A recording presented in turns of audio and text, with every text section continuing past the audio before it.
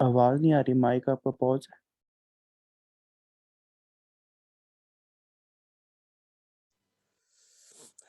अच्छा, अब आवाज आ रही है? कब कब से आवाज नहीं आ रही? है। जब से रिकॉर्डिंग स्टार्ट शुरू की है दोबारा से, तब से। अच्छा, इसको जो डिस्कस कर रहे थे कि जो ब्लॉकचेन है, लास्ट बात क्या हुई थी वो बता देता कि मैं उस हिसाब से इसको। गैस फीस लेते हैं ये, हम्म। चार्ज करते हैं नोट। हाँ, वो बात है। बेसिकली जो जितनी नोड्स है वो बेसिकली उन ब्लॉक्स को वो हल कर रही हैं। और जो ब्लॉक्स आपके इन चेन कनेक्टेड एक दूसरे के साथ, तो वो ब्लॉक को पहले रिजॉल्व किया जाता है, उसकी वेरिफिकेशन की जाती है, उसके बाद कंसेंसस मैकेनिज्म अप्लाई किया जाता है। तो इसके दौरान उस नोड की जो है रिसोर्सेज लगती है, कंप्यूटिंग रिसोर्सेज लगते हैं, और वो उस रिसोर्सेज की fees charge in the form of a transaction करते हैं, और वो उस ब्लॉक के अंदर ट्रांजेक्शन लिख देते हैं कि क्योंकि इस नोड ने इस ब्लॉक को रिजॉल्व किया है, तो इस नोड के अकाउंट में ये रिवॉर्ड मनी जो कि सम पर्टिकुलर ईथर है वो लिख दिए गए हैं। तो फिर वो उस ईथर का जो है वो ईथर उसकी ऑनरशिप में आ जाता है। और अब जब हम यूज कर रहे हैं, मिसाल के तौर पर मैं अगर इसको यूज केस बना के करूँ, तो अब मैं अगर अपना मेटामास्क खोलता हूँ यहाँ पे, और मैं अपना ईथर जो है वो,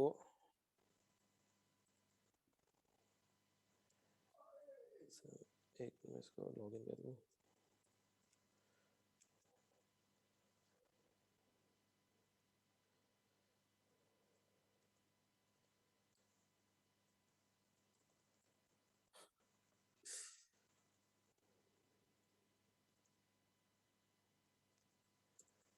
पासवर्ड नहीं।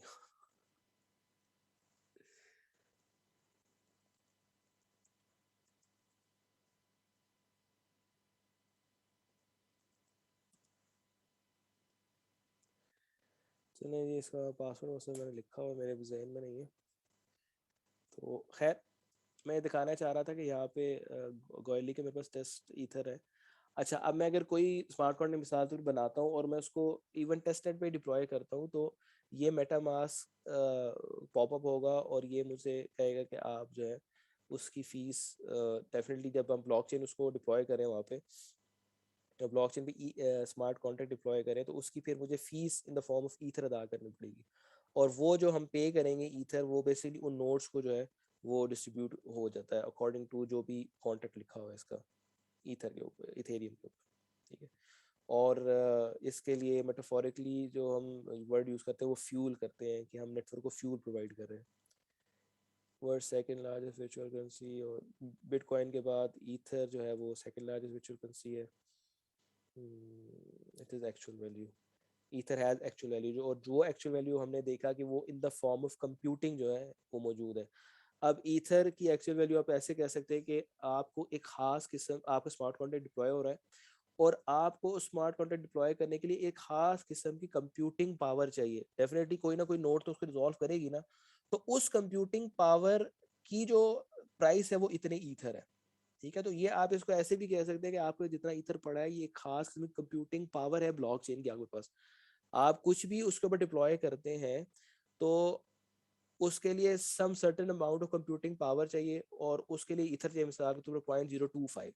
ठीक है, तो आप वो 0.025 ईथर उसकी फीस नेटवर्क को देते हैं, इथेरियम को देते हैं, और इथेरियम आपके उतने पैसों की कंप्यूटिंग करती है, और उस ब्लॉकचेन को लेजर के अंदर लिखकर तो ब्लॉकचेन का हिस्सा बना देती है।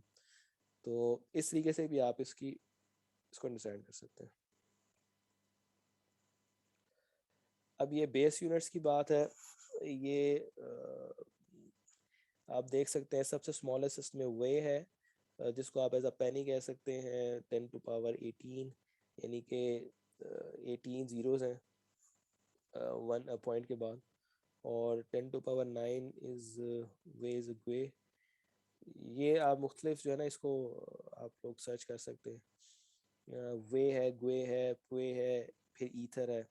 यानी कि wei is 10 to the power 18, gwei is 10 to the power -9, और इस तरह जो पुए है वो होगा गालबन -6 और -3।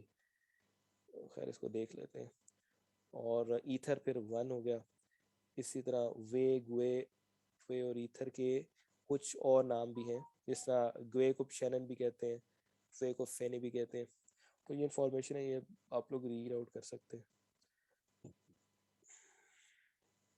Ethereum gas fee fuelling to allow the, देखें ये सेम सेम चीज़ है ना, हमने भी डिस्कस की कि किस तरीके से जो है वो इथेरियम के ऊपर जब भी हमने स्मार्ट कॉन्ट्रैक्ट डिप्लॉय करना होता है तो हम उसको गैस फी अदा कर रहे होते हैं, और gas fee in the form of आपकी कंप्यूटिंग रिसोर्स है, ठीक है।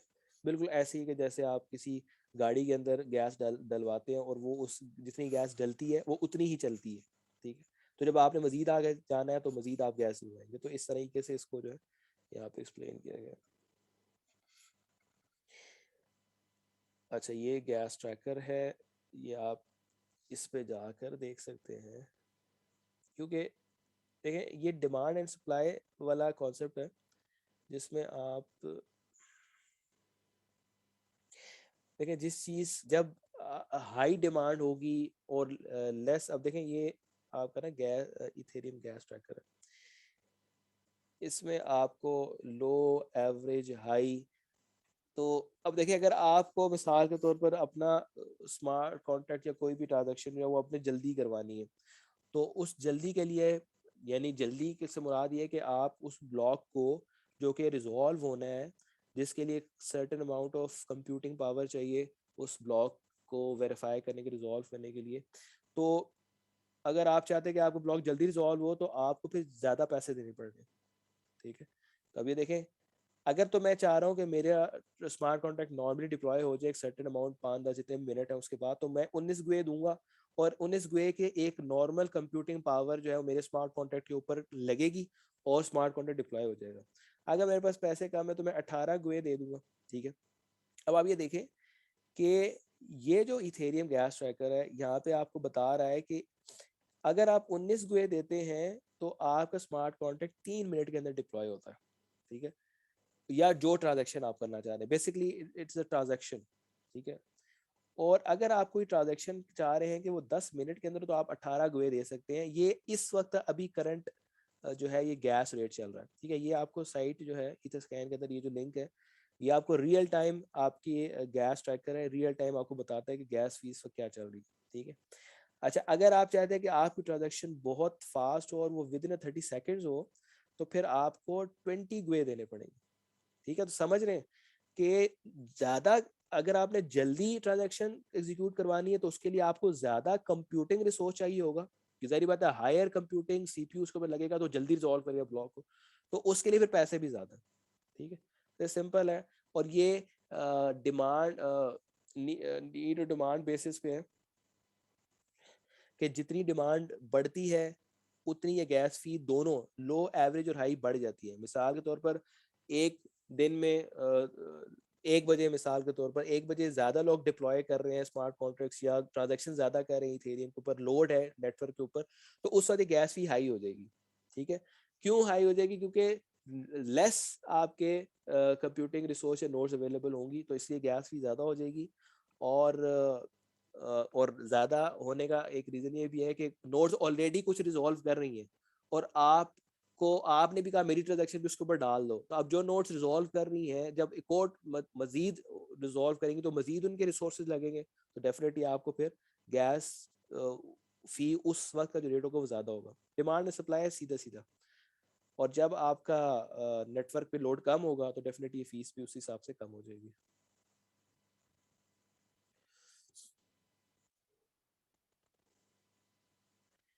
ठीक है जी, गैस ट्रैकर क्लियर है। इसी से आगे चलते हैं जी। इथेरियम गैस ही हो गया, इथेरियम फॉर एप्लीकेशन।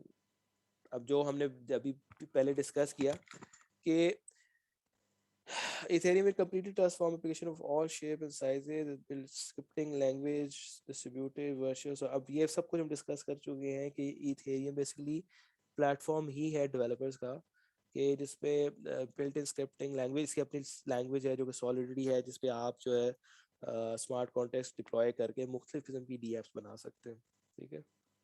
और internal crypto currency ether nodes can be paid. और जारी बात है, जब आप उस अपने लॉजिक को स्मार्ट कॉन्ट्रैक्ट की फॉर्म में डिप्लॉय करेंगे तो आप नोड्स को क्रिप्टो करेंसी जो कि इंटरनल क्रिप्टो करेंसी यानी कि ईथर में आप पे करके अपना प्रोसेसिंग पावर लेंगे। देखिए लिखा हुआ है। और फिर डिसेंट्रलाइज एप्लीकेशन आप डिप्लॉय कर सकते हैं, ठीक है। या इसका जो दूसरा एक ऑटोनोमस डिसेंट्रलाइज्ड ऑटोनोमस ऑर्गेनाइजेशन है वो भी आप क्रिएट कर सकते हैं। What is dApp? बेसिकली ये डिसेंट्रलाइज्ड एप्लीकेशन है और DApp has its backend code running on decentralized peer-to-peer network, यानी कि किसी भी ब्लॉकचेन के ऊपर इसका जो बैकएंड डिप्लॉय होता है। और contrast with an app where the backend code is, यानी कि डिसेंट्रलाइज्ड एप्लीकेशन में और नॉर्मल एप्लीकेशन में होता है कि आपका जो बैकएंड है नॉर्मल एप्लीकेशन में किसी सेंट्रलाइज्ड प्लेटफॉर्म के ऊपर डिप्लॉय हुआ होता है, और आपका जो डी ऐप है उसमें बैकएंड आपका decentralised application in the form of smart contract या कोई भी दूसरी ब्लॉकचेन, तो वो बेसिकली डिसेंट्रलाइज्ड नेटवर्क के ऊपर उसका बैकएंड डिप्लॉय होता है। अच्छा, decentralised application is application built on a decentralised network. वही बात, smart contract and a front end user interface की डिसेंट्रलाइज्ड एप्लीकेशन होता है क्या कि उसका backend in the form of smart contract होता है जो कि आपका डिप्लॉय होता है ब्लॉकचेन या इथेरियम में इस केस में, और उसके सामने कोई भी एक फ्रंट एंड यूजर इंटरफेस हो सकता है जो कि किसी लैंग्वेज में भी हो सकता है। On Ethereum smart contracts accessible and transparent like open APIs.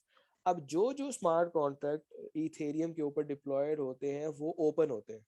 वो आप ईथर स्कैन के ऊपर भी हमने देखा, जिस हम गैस फी देख सकते हैं, इस तरह जिस तरह हम ईथर के ऊपर मुख्तलिफ ट्रांजेक्शन देख सकते हैं। अच्छा, मैंने ना एक जैसे मैं एक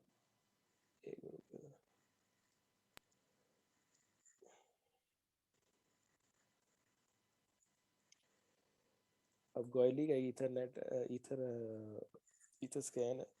अब मैंने इसका कॉइन डिप्लॉय किया था डील कॉइन के नाम से, देखे यार। अब ये एक बेसिकली एक कॉन्ट्रैक्ट था सिंपल ERC-20 का, ठीक है। अब ये देखिए इसके अंदर सारी डिटेल अवेलेबल है कि ये कब डिप्लॉय हुआ, कितने अमाउंट इसकी डिप्लॉयड हुई, कितनी ट्रांजैक्शन हुई, कौन कौन से अकाउंट होल्डर्स हैं जो कि इसकी कितनी कितनी अमाउंट जो है वो होल्ड करते हैं, और ये आपका कॉन्ट्रैक्ट का ABI लिखा हुआ है, ठीक है। इसको हम बाद में देखेंगे क्या है, ठीक है। तो ये बेसिकली जो कोड ना इसको ABI कहते हैं। इसको हम आगे चल के देखेंगे हम अपनी एप्लीकेशन में। जब देखें जब फ्रंट एंड ने बैक एंड के साथ कम्युनिकेशन करनी है ना, तो फिर ये जो कोड है, ये जो ABI है, इसको यूज करते हुए हम फ्रंट एंड से बैक एंड यानी कि स्मार्ट कॉन्टेक्ट से कम्युनिकेशन करते हैं। ये हम आगे चल के इंशाल्लाह जब कोई स्मार्ट कॉन्टेक्ट सॉलिडिटी पे लिखेंगे और रेड हैट को साथ यूज करेंगे, तो उस वक्त हम इसको उस वक्त यूज करेंगे, और आपको फिर मैं उस वक्त इसकी मजीद अंडरस्टैंडिंग दूंगा। अभी तक के लिए ये है कि इस तरह ईथर स्कैन के ऊपर जाकर अब स्मार्ट, ये अदील कॉइन भी बेसिकली एक स्मार्ट कॉन्ट्रैक्ट ये जो लिखा हुआ है, और उसके हवाले से तमाम डिटेल बिल्कुल क्रिस्टल क्लियर आपके सामने मौजूद है, ठीक है। और ये ABI भी सबके सामने मौजूद है, ठीक है। तो कोई भी आपके स्मार्ट कॉन्ट्रैक्ट की इस ABI के जरिए आपके स्मार्ट कॉन्ट्रैक्ट से कम्युनिकेट कर सकता है, ठीक है। तो इस हिसाब से ये बिल्कुल ओपन है, ठीक है। अगर आप कोई भी स्मार्ट कॉन्ट्रैक्ट लिखते हैं तो आपके स्मार्ट कॉन्ट्रैक्ट से कोई भी फ्रंट एंड या कोई भी एप्लीकेशन जो है वो इंटरेक्ट कर सकती है, ठीक है।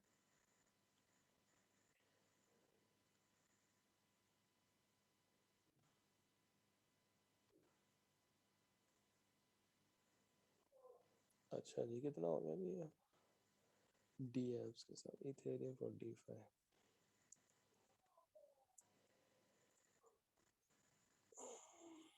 अच्छा, आगे है डिसेंट्रलाइज फाइनेंस। मेरे ख्याल से DApp तक क्लोज करते हैं इसको, और इससे आगे फिर हम कंटिन्यू करेंगे अगले सेशन में। तो क्या कहते हैं, इतना बहुत है, वैसे भी टाइम हो गया।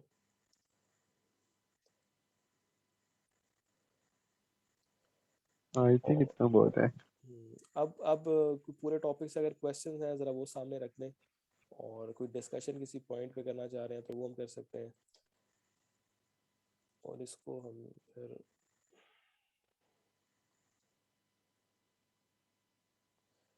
रिकॉर्डिंग चल रही है। जी भी कोई क्वेश्चन है तो वो काइंडली पेश कर दें या पूछ सकते हैं। ये जो नोट को गैस फी मिलेगी या जो भी उसे चार्जेस मिलेंगे, ये नोट सिंपल कोई भी पर्सन का सिस्टम होगा या क्या होगा? नोड जो है वो बेसिकली आपकी नेटवर्क एंटिटी है, जो कि इस ब्लॉकचेन को क्रिएट कर रही है ना। जैसे आप यही समझें कि जिससे सेंट्रलाइज एक कह लें कि डाटा सेंटर है, सही है, और उसमें मुख्तलिफ रैक्स लगे हुए हैं और मुख्तलिफ जो है ना सर्विस लगे हुए हैं। अब डिसेंट्रलाइज में ये है कि हर बंदा आता है और वो कहता है, वो अपना रैक उठाकर अपने घर ले जाता है, ठीक है। तो अब ठीक। वो जो सर्वर्स हैं वो नेटवर्क के अंदर तो नोन है ना, नेटवर्क के अंदर उनकी कोई ना कोई आइडेंटिटी है, तो बेसिकली वो नेटवर्क का हिस्सा है ड्यू टू डिसेंट्रलाइज्ड नेचर। लेकिन नेटवर्क उनको किसी ना किसी टेक्निकल एड्रेस से उसको पहचानती है। आम डाटा बेसिस के डाटा सेंटर्स की बात करें तो उसकी कोई ना कोई आईपी होगी, ठीक है, उसका कोई ना कोई मैक एड्रेस होगा, ठीक है। और लेकिन अगर डिसेंट्रलाइज प्लेटफॉर्म में ब्लॉकचेन की बात करें तो और भी बहुत सी टेक्निकल इसके अंदर चीज़ें होती है जो एक नोड को जिससे पहचाना जाता है, ठीक है, उस नोड का अपना एड्रेस भी होता है डेफिनेटली। तो वो सारी चीजें जो है वो नोड को उसके एड्रेस पे ट्रांसफर हो रही होती है, ठीक है। जी ठीक। तो बेसिकली, और वो जो एड्रेस है वो तो आपका सारी की सारी जितनी भी आपकी जो लेजर है ब्लॉकचेन का उसके अंदर वो मेंटेन हो रहे होते हैं। तो बेसिकली वो सारा कुछ ट्रांसफर है ना वो स्मार्ट कॉन्ट्रैक्ट पे ही हो रहा होता है या उस नोड के एड्रेस के ऊपर हो रहा होता है। तो इसको मज़ीद आगे जब हम इसको मुख्तलिफ जब एप्लीकेशन भी बनाएंगे तो उसमें मज़ीद क्लियर भी हो जाएगा। मज़ीद और कोई है सही। क्वेश्चन?